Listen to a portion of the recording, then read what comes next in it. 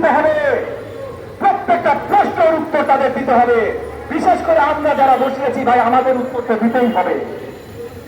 সরকার এখন পর্যন্ত কোনো উত্তর দেওয়ার জায়গায় আসে নাই, এইটা আমি অত্যন্ত দুঃখের সাথে বলছি। আমাদের সাথে এখনো আলোচনায় বসে নাই, না বসলে আমাদের সাথে আলোচনায়। আমি বুঝছি তো ভাই, হাসিনা সরকার 15.5 বছর ধরেন প্রোপাগান্ডা চালিয়েছে যে যারা রাজনীতি করে তারা দুষ্কৃতিকারী।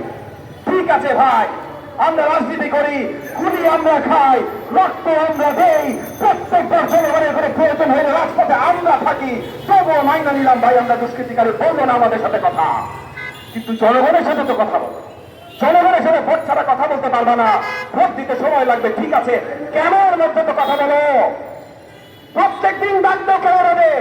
এই যে আমার মিডিয়া ভাই বললে তাদের ডাক দাও, ডাক দিয়ে পরিষ্কার করে তাদের বলো এইটাতে দেরি কেন হচ্ছে, এটা কেন করলো, এটা কেন করলো না, সবকিছুতে এত রহস্য কেন, নির্বাচন কবে হবে এত রহস্য কেন, সরকার কি করছে, কমিশন কি করবে এত রহস্য কেন, সব জায়গায় রহস্য কেন। আমরা যদি দেখি আজকে যুক্তরাষ্ট্রে দেখেন, যুক্তরাজ্যে দেখেন, হোয়াইট হাউসে দেখেন, প্রত্যেক দিন তারা বাধ্য ক্যামেরার সামনে এসে উত্তর দিতে, বাধ্য না। আমরা দেখি না এই যে হোয়াইট হাউসের স্টেট ডিপার্টমেন্টে আমাদের জার্নালিস্টরা যা প্রশ্ন করেছে হাসিনা ধর্ষণকে সাপোর্ট কেন দেন, আমরা দেখি নাই। তাইলে আমরা যখন নতুন নির্দলীয় সরকার বসিয়েছি সংস্কার করার জন্য, তারা এতটুকু উত্তর দিতে পারবে না, এইটা আমরা আশা করতে পারি না। রক্তের বন্যা হয়ে দিয়েছি। জুলাই আগস্টের আন্দোলনের কথা যদি আসেন, আমার ছাত্র ভাইয়ের আজকে বলেছে 17.5 কোটি বাংলাদেশের জনগণ রক্ত দিয়েছে, সাহস করে সবাই দাঁড়িয়েছে। বাংলাদেশের মাটিতে 5ই আগস্ট যারা দাঁড়ানো ছিল দেখেছে ভাই, 17.5 কোটি জনতার মিনিমাম 15 কোটি রাজপথে ছিল 5 তারিখে।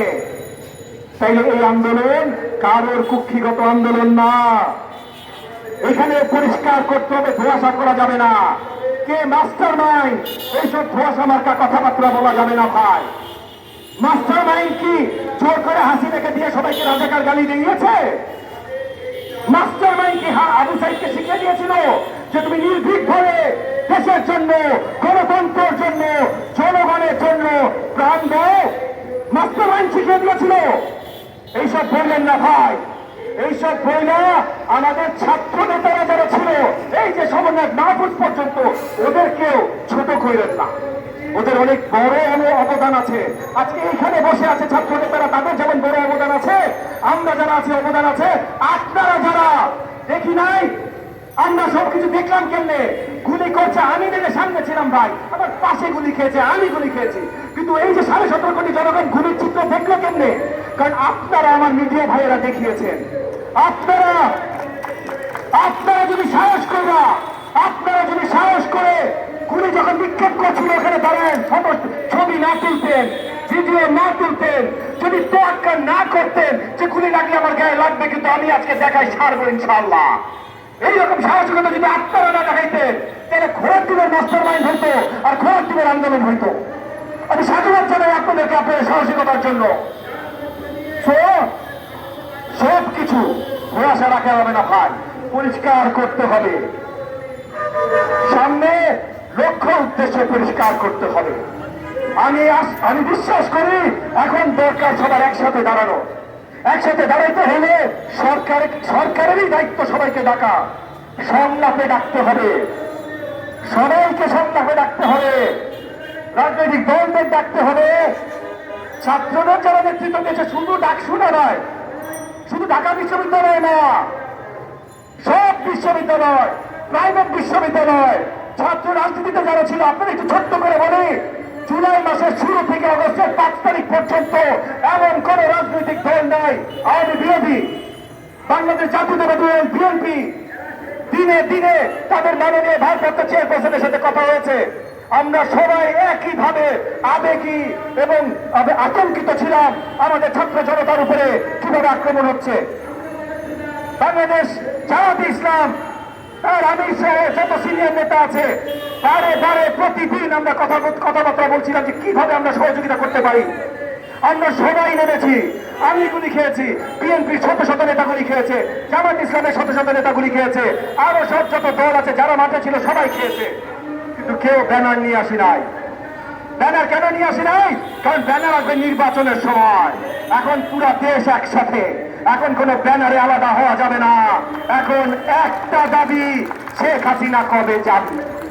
শেখ হাসিনা গেছে, কিন্তু তার দোসররা যায় নাই।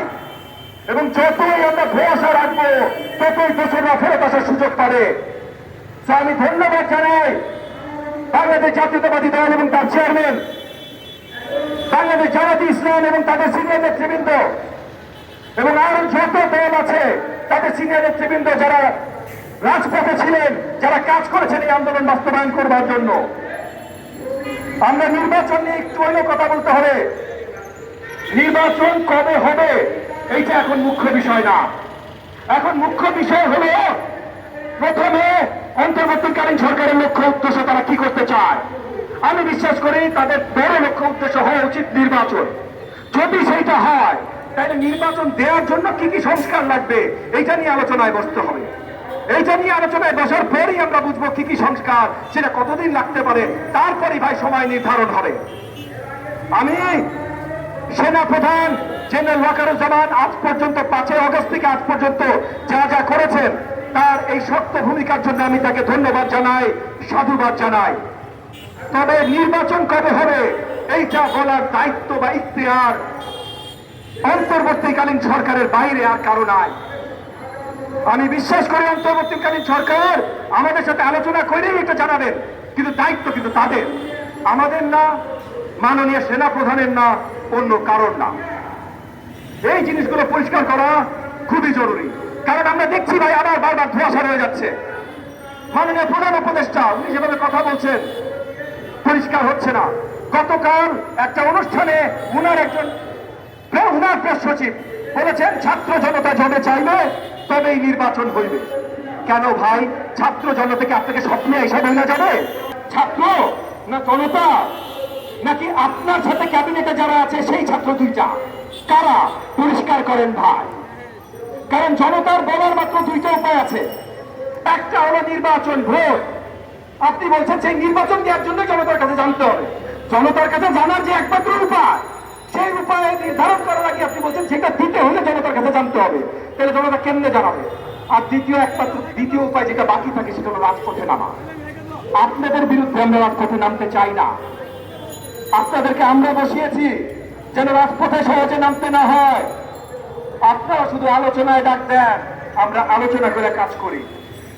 এবং এই আলোচনায় আওয়ামী দোষরদের যেন না ডাকা হয়। আমরা ইতিমধ্যে বলেছি এবং প্রয়োজনে আইনি ব্যবস্থা নেব যেন আওয়ামী লীগের সাথে যে 14 দল ছিল তাদেরকে নিষিদ্ধ ঘোষণা করা হয়। কিন্তু একই সাথে আমি বলছি 2014 নির্বাচন থেকে 24-এর নির্বাচন পর্যন্ত এবং প্রত্যেকটা অন্যায়ের সাথে হাসিনার সাথে পাশে যে দাঁড়িয়েছিল জাতীয় পার্টি, এই জাতীয় পার্টি 14 দলের অংশীদার যদি নাও হয়, আমি প্রত্যেকটা অন্যায়ের অংশীদার। আমি জোর করে আবেদন জানাচ্ছি অন্তর্বর্তীকালীন সরকারের প্রতি, কোন ধরনের আলোচনায় যেন এই জাতীয় পার্টিকে দাওয়াত না জানানো হয়। এই জাতীয় পার্টিকে যদি আপনারা দাওয়াত জানান, তাহলে এই যে শত শত